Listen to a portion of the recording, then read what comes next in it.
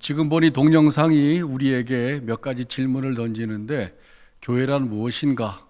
이런 첫 번째 질문을 던지고, 두 번째는 선교란 무엇인가? 세 번째는 교회는 세상과 혹은 교회는 지역과 어떤 관계를 맺어야 할 것인가? 그래서 교인들이 바라보는 교회만이 아니라 이 지역 사회와 세상이 바라볼 때 교회가 어떤 모습으로 보이는가? 그런 질문을 우리에게 이 영상이 제기해 주죠. 선교적인 교회라고 하는 것은 선교하는 교회하고 약간 구분이 되는데, 선교하는 교회는 doing church, 교회가 많은 선교적인 사역을 하고 있는 걸 말합니다. 우리 한국 교회가 다 선교 사역을 하는데, 그 선교 사역을 하는 교회가 그 이전에 스스로 우리 자신에 대한 정체성 혹은 성도님들의 정체성을 우리는 다 선교적으로 부름받은 사람들이다, 이 생각에 기초해서 선교하는 교회를 이룬다고 하는 것이죠. 전에는 선교하면은 주로 선교사들에게만 모든 선교적인 과제가 다 주어졌고 우리는 후원자였잖아요. 그렇지만 선교적 교회 관점에서 볼 때 모든 교회와 성도들이 하나님으로부터 보냄을 받은 사람들이다. 오늘 기도하시는 권사님에게서도 아주 중요한 말씀이 기도로 고백이 됐어요. 우리가 살고 있는 삶의 자리가 하나님이 부르신, 하나님이 보내신 소명의 현장이 되게 하옵소서. 그런 의식이 바로 선교적인 의식을 가지고 그리스도인의 삶을 살아가는 것이다, 이렇게 말할 수 있습니다. 예수님의 말씀대로 노량진 교회가 또 우리 모든 성도님들이 마음을 합해서 땅 끝까지 복음을 선교사님 통해서 복음을 전하고 후원하고, 또 주보에서도 보니까 많은 교회들을 이제 후원하고 협력하는 걸 봤어요. 그런 부분들이 다 우리가 선교적인 마인드를 가지고 하나님의 세계 선교에 참여하는 것이죠. 한국 교회는 전체 역사가 한 136년밖에 안 되니까 2000년 교회 역사를 비하면 가장 짧은, 세계에서 가장 짧은 역사를 가지고 있지만, 이제 선교 활동에서는 아주 놀라운 그런 선교 활동들을 하고 있습니다. 거의 180개국의 선교사를 다 파송하고 있으니까 이제 전 세계를 우리가 이미 포함하고 또 함께 하고 있는 교회다, 그렇게 말할 수 있어요. 그렇게 선교에 열심히 있는 교회들이, 또 교회가, 또 성도가 우리 자신은 어떤 의식을 가지고 살아가는 것인가, 그리고 세계 선교에 참여하고 있는가, 이제 그런 부분들을 한번 좀 오늘 말씀을 통해서 살펴보려고 합니다. 어떤 목사님이 지역 학교 학부모 모임에 참석을 했는데, 그때 교장 선생님이 하시는 말씀이 우리 학교는 이 지역의 섬 같은 존재입니다, 그렇게 얘기를 하시는 걸 들었대요. 근데 그 교장 선생님이 하시는 말씀을 들으면서 이 목사님은 우리 교회는 이 지역의 섬 같은 존재입니다, 그렇게 들렸다는 거예요. 우리 교회가 지역에 있고 세상에 있는데, 지역과 또 세상과 활발하게 소통하고 교류하면서 우리에게 주신 선교적 사명을 잘 감당하고 있는지, 아니면 지역에 혹은 세상에서 섬 같은 혹은 성 같은 그런 고립된 상태에 있지는 않은지, 그게 이제 한국 교회를 향해서 질문을 제기하는 것입니다. 저는 오늘 설교하기 전에 여러분 교회의 홈페이지를 다 보고 왔습니다. 미리 예습하고 와서 여러분들이 어떻게 활동하고 계시는지, 또 선교사님들의 보고도 들어보고, 제가 아는 선교사님도 계시더라고요. 여러분들 문화 활동도 하고 이미 지역과 함께 하시고 세상과 함께 하고 있는 그런 교회의 모습을 제가 보고 아주 좋았어요. 그런 여러분의 교회를 성경은 어떻게 지지해주고 있는 것인가, 성경적인 근거 혹은 선교적인 근거들을 우리가 같이 한번 좀 확인해가는 시간이 되면 좋겠습니다. 지난 3년 동안 코로나19로 인해서 유례없는 이제 그 어려움을 겪고 우리 일상도 많이 제한을 받고 있고 통제를 받고 있습니다. 아직도 우리가 마스크를 지금 쓰고 있는데, 그런데 이런 제한과 통제는 사회만이 아니라 교회도 예배 금지나 모임이 중지되는 그런 이제 조치를 받게 됐고, 그래서 교회 역사상 이런 적이 없었기 때문에 사회뿐만 아니라 교회도 상당히 당황하고 어떻게 우리가 이런 상황을 받아들이고 또 신앙적으로 해석을 하고 살아야 할 것인가, 그런 의문들을 많이 두었어요. 그래서 교회가 전반적으로 우리에게 많은 제안을 줬는데 제가 가만히 보니까 교회가 우리에게 중요한 사항을 깨닫게 해준 적이 있습니다. 깨닫게 해주는 교훈을 우리에게 제기했어요. 교회가 세상하고 어떤 관계를 가지고 있는가를 코로나를 통해서 우리가 알게 된 것이죠. 그건 다시 말하면 세상이 병들면 교회도 같이 병들고 있다는 사실이죠. 세상이 아프면 교회도 같이 아프다는 것입니다. 세상에 문제가 있을 때 그 세상만 있고 우리는 아주 성처럼 딱 쌓여서 우리에게는 전혀 그 문제가 오지 않는다, 이렇게 따로 노는 게 아니라 세상하고 맞물려 있다는 것이죠. 그런 점에서 오늘날 우리는 교회와 세상의 관계를 이렇게 말합니다. 세상이 아프면 교회도 아프고 세상이 발전할 때 교회도 같이 발전한다. 교회 성장과 하나님이 주신 교회 축복은 교회 안에 성도만 받는 것이 아니라 교회와 함께 엮어져 있는 세상도 함께 받는다. 그게 사실은 교회의 본질이고 세상의 본질이고 교회와 세상이 가져야 될 관계다, 이렇게 말할 수 있어요. 근데 현실적으로 우리 한국 교회를 보면은 분리된 의식이 상당히 많습니다. 그래서 왜 그럴까 생각해 보니까 현재 우리가 가지고 있는 교회의 이미지가 그런 작용을 한 것 같아요. 첫 번째는 구원의 방주적인 이미지, 방주적 교회론이라 그렇게 말합니다. 방주가 이제 구원, 그 방주 안으로 들어오면 구원 받는 거잖아요. 그런데 이제 방주는 대신 세상하고 딱 단절돼 있는 상황이니까 교회로 인도하는 건 좋지만은 세상으로 나가는 문은 닫혀 있어요. 또 두 번째는 교회는 거룩하고 세상은 악하다, 이런 이제 일종의 이원론적인 생각을, 혹은 구약의 성전과 같은 개념을 교회가 갖고 있다 보니 모이는 부분은 엄청나게 열심인데 이제 예배드리고 흩어져서 한 주간 동안 우리가 속한 가정과 직장과 그리고 일상 속에서 열심히 하나님의 자녀로 살아가는 부분은 많이 강조되지 못하고 있습니다. 세 번째는 건물 중심의 교회론. 우리가 교회하면 예배당이랑 동일시하는 경향이 되게 많아요. 그래서 신앙생활은 거의 교회 안에 있는 교회 생활로 우리가 한정 짓는 경우가 되게 많습니다. 네 번째는 프로그램 중심의 교회. 뭔가 막 활동하고 선교 활동할 때는 이제 우리가 선교 열심히 하고 있는 것처럼 보이지만 그 행사가 딱 끝나거나 혹은 단기 선교가 끝나고 일상으로 돌아가면 이제 그 선교는 선교사님들에게 다 반납하고 우리는 그냥 상관없이 살아갈 수도 있습니다. 그런 부분들이 다 지금 우리가 가지고 있는 이런 교회론에 의한 것이 아닌가라고 제가 생각을 하게 됐어요.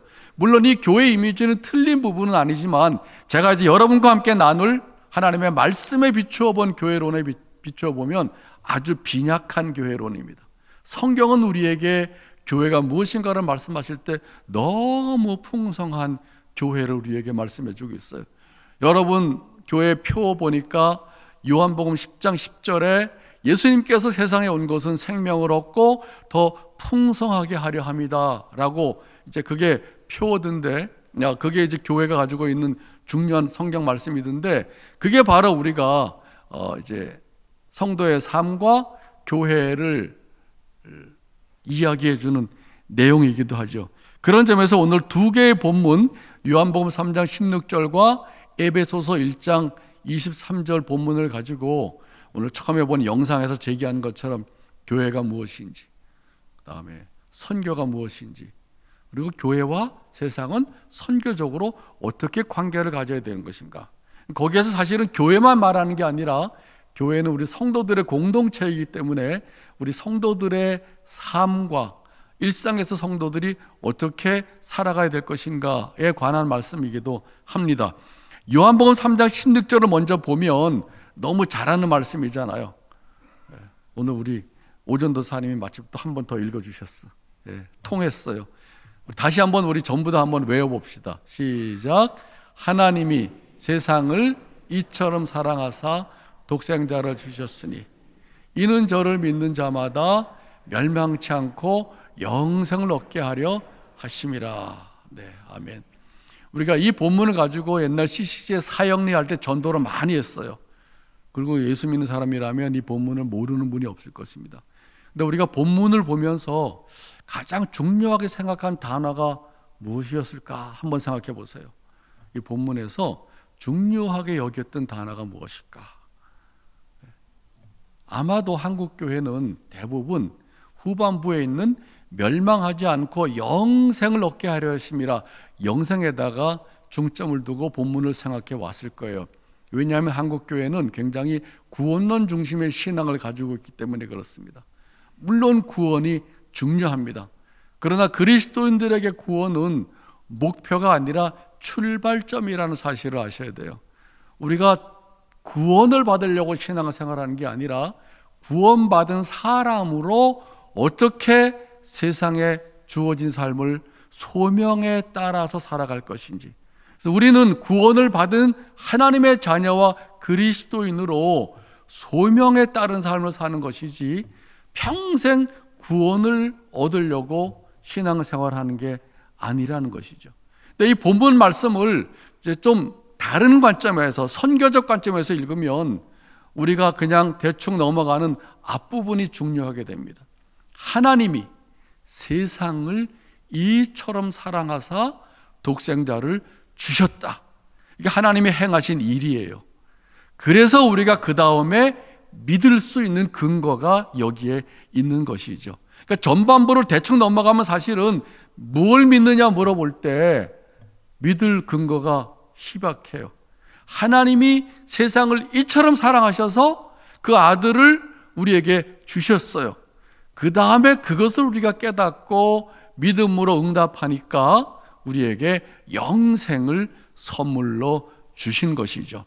그렇다면 이 본문 말씀의 후반부는 전반부의 기초에 있어야 됩니다. 전반부가 사라진 후반부는 굉장히 주관적인 신앙으로 가질 수도 있어요. 저도 늘 그렇게 후반부 중심으로 읽다가 어느 날 본문이 새롭게 보여졌어요. 아, 두 가지로 구분되어 있구나.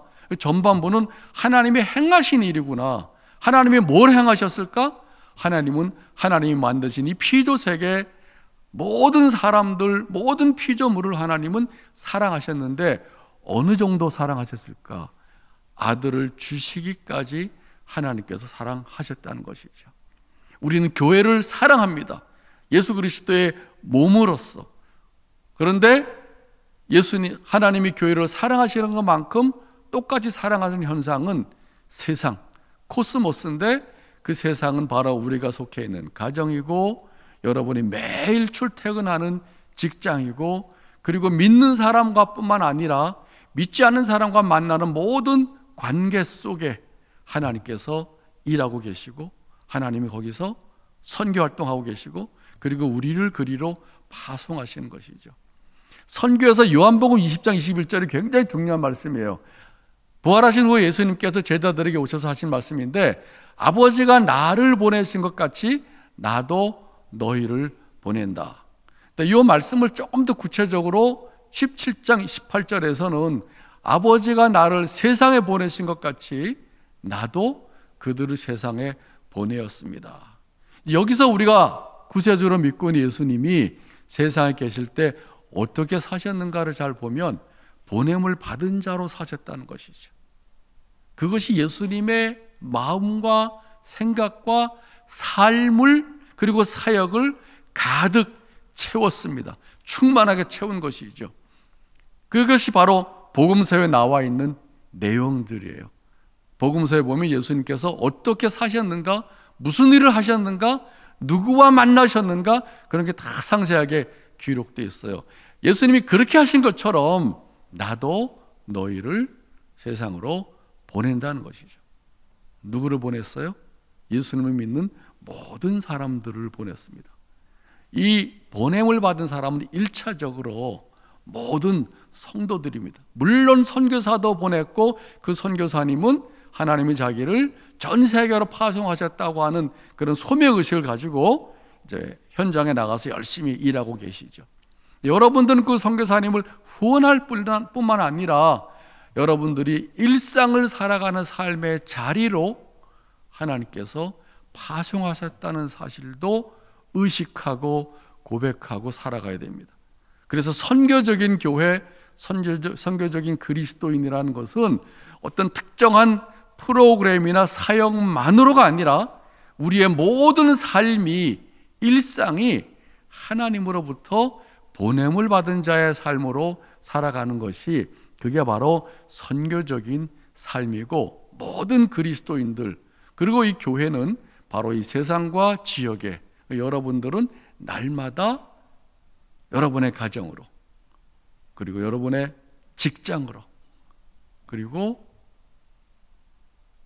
우리의 일상의 삶의 현장으로 파송하셔서 어떻게 예수님께서 보냄을 받은 자로 의식하시면서 사람들과 관계를 맺으시고 또 복음서에 기록된 삶을 사셨는가 하는 것처럼 우리도 그런 삶을 살아야 되는 것이죠.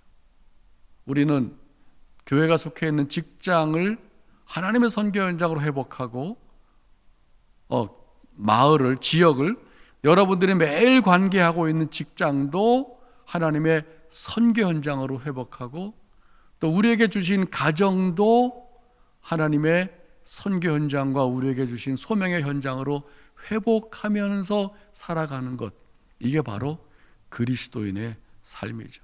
그래서 어떤 분은 구원을 우리가 죽은 다음에 가는 천당만이 아니라 회복적 구원이라고 표현하셨어요. 그 구원을 우리의 일상적인 삶에서 실천해 나가면서 하나님의 사랑하시는 이 세상 속에 하나님이 행하시는 구원과 우리가 나중에 가서 경험할 그 구원을 이미 여기에서 함께 살아가는 삶, 그게 바로 그리스도인의 회복적인 구원의 삶, 혹은 종말에 우리에게 주실 하나님의 나라를 현재 속에서 미리 살아가는 삶, 그걸 바로 선교적인 삶이라 그렇게 말합니다. 그렇다고 하면 모든 그리스도인의 가정과 직장과 일상은 하나님이 우리에게 보내주신 너무나 소중한 소명 현장이 되는 것이죠. 목사님들이 교회를 소명 현장으로 깨닫고 최선을 다해서 여기에서 말씀을 전하고 목회하시는 것처럼 여러분들도 한 주간 세상을 살아갈 때 동일한 소명의 의식을 가지고 살아가는 것이, 그게 바로 모든 그리스도인의 가장 기본적인 정체성입니다. 그게 바로 선교적인 그리스도인으로 살아가는 것, 교회가 세상 속에 선교적인 공동체로 살아가는 것이죠. 그 본문이 요한복음 3장 16절에 우리에게 주신 말씀의 내용이에요. 우리가 구원론으로만 읽으면 너무 뒷부분만 강조했는데, 이걸 하나님의 선교적 관점에서 읽으면 뒷부분이 중요한 만큼 그걸 가능하게 한 부분은 바로 앞부분에 있구나라는 사실을 깨닫게 됩니다. 하나님이 세상을 이처럼 사랑하셔서 독생자를 주셨다. 그 말씀 하나에 모든 세상을 향한, 여러분의 삶의 자리를 향한, 여러분의 가정과 직장과 일상을 향한 하나님의 마음이 거기에 깃들어 있는 것이죠. 어느 것 하나 소중하지 않은 부분이 사실은 없습니다. 그런데 안타까운 부분은 세상이 그 사실을 모른다는 거예요. 우리도 옛날에 교회 다니기 전에는 몰랐잖아요. 교회 다니고 나서 이 본문 말씀을 보니까 나는 하나님 없이 살았던 그 시간과 그 시점에도 하나님이 나를 먼저 사랑하고 계셨구나. 내가 예수 믿고 교회에 와서야 하나님이 나를 사랑하는 게 아니라 내가 예수 믿기 전과 교회에 오기 전에 이미 하나님은 나를 사랑하고 계셨구나. 근데 그 사실을 내가 몰랐던 것이죠. 그런 눈으로 우리가 세상을 바라본다면 왜 교회가 필요한가를 깨닫게 됩니다.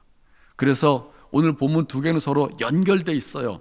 하나님의 궁극적인 관심이 어디 있는가? 하나님이 구원을 주시고 그 구원을 통해서 회복하려고 하시는 곳이 어디인가? 그건 바로 하나님이 만드신 세상을 그냥 내던지고 우리를 나중에 천당으로만 데리고 가려는 것이 아니라 바로 이 세상 속에 하나님이 어떤 분인가를 교회를 통해서 성도들의 삶을 통해서 증거하고 보여주고 그리고 세상이 알게 하는 것이죠. 그게 바로 교회와 성도들을 이곳에 먼저 세우신 이유입니다. 그래서 우리는 요한복음 3장 16절에서 에베소서 1장 23절로 한번 넘어가 보겠어요. 그 본문이 이제 교회에 대해서 아주 중요한 본문인데, 사실은 에베소서는 날마다 우리가 고백하는 사도신경의 거룩한 공교회를 믿습니다 하는 공교회에 대한 말씀인데, 그 공교회에 대한 말씀의 핵심적인 부분이 1장 23절에 있어요. 여러분, 이 본문도 한번 외웠으면 좋겠습니다. 요한복음 3장 16절은 세상을 향한 하나님의 관심사라면 그 세상 속에 세운 교회는 무엇인가? 이게 바로 성도들의 공동체를 말하는 것이기 때문에, 교회는 그의 몸이니 만물 안에서 만물을 충만하게 하시는 이의 충만함이니라. 한번 외워봅시다. 시작. 교회는 그의 몸이니 만물 안에서 만물을 충만하게 하시는 이의 충만함이니라. 네. 세상을 하나님께서 아들을 주시기까지 사랑하시지만 세상은 하나님을 알지 못하기 때문에 예배를 응답하지도 않고 기도하지도 않고, 그래서 하나님은 이 땅에 교회를 세우시고 성도 여러분들을 부르시는 것이죠. 그리고 교회가 무엇인지를 우리에게 말씀해 주셨어요. 그리스도인으로 살아간다는 게 어떤 것인가를 말씀해 주셨어요. 이 본문도 두 가지로 구분할 수 있습니다. 교회는 그의 몸입니다. 무슨 뜻이냐 하면은, 우리는 몸을 가지신 예수님을 본 적이 없잖아요. 우린 다 말씀을 통해서 예수님을 믿었지만 몸을 가지신 예수님을 본 사람들이 있어요. 누구냐 하면 예수님과 함께 동행한 제자들이고, 성경에 기록된 예수님의 공생의 기간에 예수님과 함께 살았던 사람들입니다. 근데 거기서 이제 예수님이 어떤 활동을 하셨고 어떤 말씀을 하셨고 어떻게 사람들을 만나셨고라고 하는 부분이 바로 복음서에 기록되어 있는 것이죠. 중요한 것은 예수님을 눈으로 본 적은 없지만 예수님이 누구인가 하는 성경이 우리에게 분명하게 말씀하고 있고, 그리고 몸을 가지시고 세상에 사실 때 예수님이 어떻게 사셨는가를 우리에게 분명하게 보여주셨다는 것입니다. 크게 그 세 가지로 제가 구분해 보면, 하나는 코이노니아, 사람들과의 교제입니다. 오늘 일찍 와가지고 카페에 가서 여러분이 서로 그룹이나 뭐 남성교 여전도회 또 다양한 분들과 만나서 활동하는데 얼마나 활발하게 활동하고 있는지 코로나 겪으면서 3년 만에 처음 본 것 같아요. 그렇게 교제가 활발한 거는. 예수님이 그렇게 사람들하고 교제를 나누셨어요. 근데 유대인들하고 예수님의 교제의 차이는 뭐냐 하면, 유대인들은 딱 틀에 짜여 있는 소위 말하는 경건한 유대인, 바리새파끼리, 사두개파끼리, 또 SNF파끼리 그렇게 고립된 교제를 했지만, 예수님은 세상에 오셔서 사람들이 막아놓은 모든 경계들을 다 넘어가서 특별히 무시당하고 약자고 천대받고 소외된 사람들을 예수님께서 끌어안으시면서 하나님 나라의 주인공으로 세우셨어요. 그 대표적인 예가 이제 누가복음 19장에 나오는 삭개오의 이야기인데, 거기 보면은 삭개오가 예수님이 여리고 오신다는 말 듣고 보고 싶은데 사람들이 너무 많으니까 이제 뽕나무에 올라가서 기다리고 있잖아요. 그럴 때 예수님이 삭개오에게 먼저 다가오시고, 그리고 삭개오야 내려와라, 내가 오늘 너희 집에 거하겠다, 먼저 교제의 손을 내미셨어요. 근데 그 7절에 보면은 유대인들 중에서 막 중얼거립니다. 저가 예언자라면 삭개오가 세리장이고 얼마나 나쁜 사람인지 아는데 어떻게 경건한 사람이 저런 사람하고 교제할 수 있는가? 근데 그걸 아시고 예수님께서 이제 이 병든 사람에게 의사가 필요하다, 이 사람도 아브라함의 잃어버린 자고 오늘 이 집에 구원에 이른다라고 하는 하나님의 말씀 케리그마를 전한 것이죠. 근데 사실 예수님이 삭개오에 내려오라라고 할 때 이미 삭개오의 마음이 변했어요. 그래서 자기의 모든 재물을 절반을 나눠서 가난한 사람에게 주고, 또 훔친 부분이 있으면은 4배나 갚겠습니다.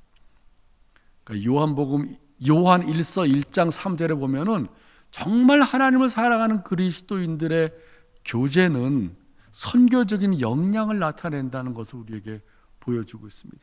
저랑 절친한 친구 목사가 있는데, 이 목사는 할아버지가 목사님이고 아버지가 장로님이고 교회에서 아주 신실하게 자랐는데, 자기가 정말 예수를 제대로 믿게 되면서 나중에 신학을 하고 목사가 된 사람은, 목사가 된 동기는 군대에 가서 자기들을 돌보던 군종병이었다는 거예요. 그 군종병이 자기를 대하는 모습을 보면서 우리가 믿을 수는 있지만 믿는 것을 이렇게 살아가는 사람이 있구나, 그걸 처음으로 깨달았다는 거예요. 그래서 거기서 이 사람이 완전히 대대로 예수 믿는 집안의 자손임에도 불구하고 거기서 예수를 제대로 믿고 신학을 하고 지금도 신실한 목회자로 살아가고 있습니다. 요한일서 1장 3절 보면, 오라 우리하고 코이노니아를 하자, 교제를 하자. 우리와 교제하면 우리가 이미 교제하는 아버지와 아들과 같이 교제하게 된다, 이렇게 말하는 것이죠. 어떠세요? 선교적 그리스도인으로 여러분 가정과 직장과 이웃과의 관계 속에서 그렇게 말할 확신이 있으시죠? 나랑 교제하자. 나랑 교제하면은 내가 이미 교제하고 있는 아버지와 아들과 성령 삼일체 하나님과 교제하는 것에 네가 참여할 수 있을 것이다. 그게 바로 선교적 그리스도인으로 살아가는 것입니다. 예수님은 두 번째, 디아코니아, 사람을 섬기고 봉사하고, 너무 많이 기록되어 있죠, 성경에. 빵도 주시고 병도 고쳐주시고 외로운 사람의 친구가 되어주시고, 그 예수님께서 하신 삶이었어요. 그리고 세 번째, 교제와 디아코니아의 의미가 무엇인지를 말씀으로 증거하고 가르쳐 주셨어요. 그게 바로 케리그마죠. 예수님이 세상에서 하신 세 가지 일로 압축하면 이제 교제, 섬김과 봉사, 그리고 하나님 나라의 말씀의 선포인데, 교회가 그의 몸이라고 하는 것을 뭘 말하느냐? 바로 이걸 말하는 것입니다. 몸을 가지셨던 예수님께서 어떻게 사셨는지 성경의 복음서에 기록된 그 예수의 삶을 우리가 믿을 뿐만 아니라 세상에서 살아낸다는 것이죠. 그러니까 예수님을 믿는 것과 예수님을 따르는 것은 분리될 수 없습니다. 현실적으로 약간 분리가 돼 있어요. 예수를 구세주로 믿고 열심히 믿는 사람은 저런 보수적 교인들이고, 예수 살이라 그래서 예수님을 따라가면서 실천하는 사람은 굉장히 진보적인 사람으로 이렇게 구분되어 있는데, 사실은 하나여야 합니다. 예수를 믿을 뿐만 아니라 예수를 따르는 사람으로 복음서에 기록된 예수의 삶이 바로 교회가 따라야 될 삶이고 우리 그리스도인들이 따라야 될 삶이라고 하는 것이죠. 그게 바로 첫 번째, 교회는 그의 몸이니라고 하는 말씀 속에 담겨있는 의미입니다. 두 번째, 교회는 만물 안에서 만물을 충만하게 하시는 이의 충만함이라 라는 의미는 바로 예수의 생명 전부를 우리에게 주셨어요. 내가 온 것은 생명을 얻고 더 풍성하게 하려 함이라. 모든 것을 우리에게 주셔서 우리의 삶을 풍성한 삶으로 주님께서 만들어 주시고 우리와 함께 우리 속에서 일하고 계시는 것이죠. 예수님은 우리에게 천국을 약속하신 다음에 마치 천국을 약속 어음처럼 우리에게 주신 거 아니에요? 이미 우리에게 생명을 주시고 그것도 충만하게 주셔서 예수의 충만한 삶이 바로 교회와 그리스도인들을 통해서 세상에 실천되어 보이는 삶, 그게 바로 예수의 충만함입니다. 근데 그것과 연결해서 나오는 말씀이 어디서 예수의 충만함이 이루어지는가라고 할 때 예배당 건물 안에만이 아니라 만물 안에서, 이게 되게 중요한 포인트입니다. 만물 안에서 만물을 충만하게 하는 그리스도의 충만함이 교회다. 이 교회의 본질이 무엇인지, 교회에 맡겨진 사명이 무엇인지, 이 교회를 이루어가는 우리 모든 성도들의 삶이 어떠해야 하는 것인가를 바로 에베소서 1장 13절에서 너무나도 분명하게 말씀하고 계시는 것이죠. 제가 오래전에 이 본문 말씀을 통해서 교회론에 대한 회심을 했어요. 이게 교회라는 사실을 새롭게 제가 깨닫게 됐습니다. 방주이기도 하고 거룩한 곳이기도 하지만 그런 좁은 의미가 아니라 이 세상 전체를 포괄해서 세상 전체를 예수의 생명으로, 은혜로, 축복으로 충만하게 하는 그 자체가 바로 교회라는 것이죠. 그래서 우리가 뭘 해서 선교하는 교회가 아니라 이미 본질 자체가, 성도들의 삶 자체가 세상 안에서 세상을 충만하게 하시는 예수의 충만함이기 때문에 우리를 세상으로 보내셨고 또 그 일을 감당할 수 있는 은혜를 우리에게 허락해 주신다는 것입니다. 요한복음 3장 16절과 에베소서 1장 23절에서 공통되는 부분은 뭘까요? 그건 바로 세상입니다. 만물, 세상은 교회 바깥에 있는 공간이 아니라 바로 하나님의 사랑의 대상이고 지금도 일하시는 현장이고, 바로 세상은 예수의 생명이 충만하게 실천되는 현장, 그게 바로 세상이라는 것이죠. 그걸 세상이 알지 못하기 때문에 하나님께서는 아들을 통해서 그걸 이미 허락하시고 그걸 수행하고 계시고, 그리고 우리에게 그것을 증거하고 보여주고 실천하도록 교회를 세상에 세운 것입니다. 그렇다고 한다면은 교회가 얼마나 이 세상에서 소중하고 희망인지 알겠죠. 교회가 오늘날 불신도 받고 신뢰도 잃어버리긴 하지만은 경험하는 교회는 늘 연약함을 가지고 있지만, 교회는 본질적으로 이런 약속을 받고 약속을 실천하는 그런 예수 그리스도의 몸이기 때문에 교회는 세상을 위해서도 중요하고 세상을 축복하고 세상을 중보하는 예수 그리스도의 몸이라는 것입니다. 이것을 어떻게 실천하느냐에 따라서 제가 짧게 몇 가지만 말씀드리려고 하는데, 첫째는 그런 점에서 우리는 지역과 함께하는 교회, 제가 오늘 설교 제목처럼 세계를 품는 교회, 세계를 품는 그리스도인이 되어야 됩니다. 여러분의 가정과 여러분의 직장과 여러분이 만나는 모든 일상의 삶을 배제가 아니라 품는 그리스도인으로서 적극적으로 소통하면서 살아가는 사람이 되어야 된다는 것이죠. 제가 어떤 집사님에게 들었는데, 회사에 인사과에 있는데 이제 신입사원을 모집할 때 이력서에 보니까 종교란에서 기독교인이라고 써 있는 걸 봤대요. 너무 반가워야 되는데 이 집사님이 딱 세 가지가 떠오른대요. 첫째, 기독교인? 까다롭겠구나. 두 번째, 기독교인? 직장에서 교회 일 많이 하겠구나. 세 번째, 퇴근 시간에 제일 먼저 나가겠구나. 세상과 유리된 교회 안에 갇혀있는 젊은이라면 누가 이런 사람을 직장에서 쓰겠어요? 세상이 바로 하나님이 보내신 현장이라는 사실을 교회를 통해서 깨닫고 준비하고 훈련받지 않으면 우리는 이렇게 됩니다. 교회하고 세상을 분리하는 것이죠. 근데 아닙니다. 우리는 세상과 구별되면서도 세상을 소명의 현장으로 놓고 적극적으로 우리의 일상을, 또 믿지 않는 사람들과의 관계를, 그리고 직장과 가정을 그렇게 살아가는 삶이 되어야 된다는 것이죠. 그리고 두 번째로는 세상을 관심을 가지고 바라보면 세상이 무엇이 필요한가를 보입니다. 예수님도 늘 사람들을 관심을 가지고 보셨기 때문에 배고픈 사람, 아픈 사람, 외로운 사람, 친구가 필요한 사람들을 알고 계셨어요. 어떤 목사님이 그렇게 말씀하셨어요. 우리가 세상과 지역을 관심을 가지고 보면 필요가 보입니다. 바로 그 필요야말로 교회와 세상이 만나는 접촉점이 되는 것이죠. 제가 교회, 선교적 교회 세미나 많이 나갈 때 교회는 뭘 해야 됩니까? 늘 이렇게 물어보시는 분들이 많이 계세요. 막막하게 보이잖아요.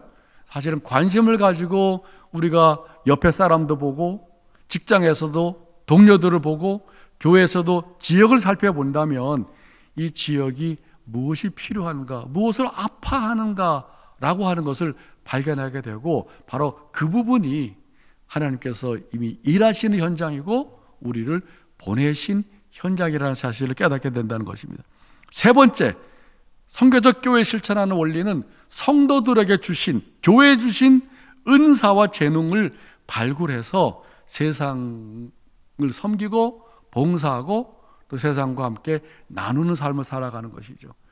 여러분들이 다 은사와 재능이 있지만 사실은 성경에서 한 달란트 받은 사람처럼 숨겨놓고 살아간 사람들이 많습니다. 다양한 은사를 주셨는데 생명을 얻고 더 풍성하게 하려 함이라는 말씀처럼 우리에게 많은 은사를 주셨는데 우리는 그냥 세상적인 기준으로 은사를 묻어놓고 살아간 사람들이 많아요. 저는 교회가 우리 그리스도인의 현재적인 삶에서 대단히 중요한 것 중에 하나는 숨겨진 은사를 발굴하고 그걸 살아가는 날 동안 회복적인 구원을 실천하도록, 하나님의 나라를 실천하도록, 그리고 세상에서 그리스도인으로 살아갈 수 있도록 이 교회가 세상의 선교적인 교회가 되어 가는데 여러분들이 적극적인 삶을 살아가게 된다는 것이죠. 교회에서 사실은 큰 보람 중에 하나는 세상에서 별로 인정받지 못한 것처럼 보이는 사람들이 교회에서 자기 은사와 재능이 발견돼서 활발하게 활동하고 성장하고 온전해가는 모습을 바라보는 것, 그래서 함께 성장해 나가는 모습, 그게 바로 사실은 성도의 모습이 되어야 합니다. 주님께서 우리를 부르시는 그날까지. 마지막으로 선교적 교회가 되는 일, 이 땅을 만물 안에서 만물을 충만하게 하는 그 교회의 역할과 그리스도의 삶을 하는 것은 사실은 엄청나게 거창한 것으로 하는 게 아니라 아주 작고 소박한 것으로 출발한다는 사실을 제가 20년 동안 교회 사례를 연구하고 그리고 성경을 통해서 확신하게 됐어요. 특별히 오병이어라고 하는 사실 보면은 많은 사람들을 먹여야 되는데 제자들은 자기네들이 돈도 없고 빵도 없고 이 사람들 스스로 가서 먹이라고, 필요는 지금 보았잖아요. 근데 할 수 없다고 말하는 제자들에게 마가복음 6장 38절에 보면 예수님은 이렇게 말씀합니다. 너희에게 떡이 몇 개가 있는가? 알아보라. 가서 보라. 그래서 가서 알아보니까 오병이어가 있어요. 거기서 시작해서 모든 사람들이 먹고 남을 만한 풍성한 은혜가 주어진 것이죠. 이게 바로 교회가 세상을 어떻게 섬기는가? 나는 가진 게 별로 없는데 내가 어떻게 세상에서 선교적 그리스도인으로 하나님의 선교에 동참하는 삶을 살아갈 수 있을까? 그래서 아예 포기하거나 제자들처럼 할 수 없다고 불가능하다고 생각하고 살아갈 수 있는 일이 많은데 오병이어 사건이 우리에게 주는 아주 중요한 교훈은 이미 있는 것으로부터 출발한다는 것입니다. 하나님 우리에게 주신 것을 발견하는 게 중요해요. 가서 보라 했더니 가서 보니까 보리떡 5개, 물고기 2마리가 있는 것을 보고 이게 이 많은 사람들에 비해서는 이게 뭐 얼마나 되겠습니까? 이렇게 말했지만 그걸 주님의 손에 드리니까 거기서 놀라운 하나님의 역사가 나타나게 된 것이죠.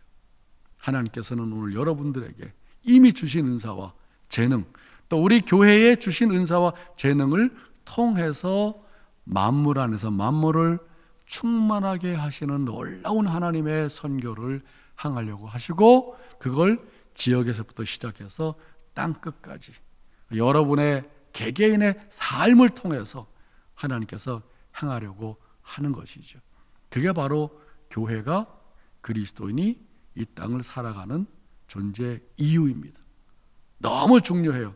우리는 천국에 가는 것도 중요하지만 이미 우리에게 주신 그 약속을 이 땅에서 실천하면서 살아가는 소명의 삶이 우리의 그리스도인과 교회의 정체성입니다.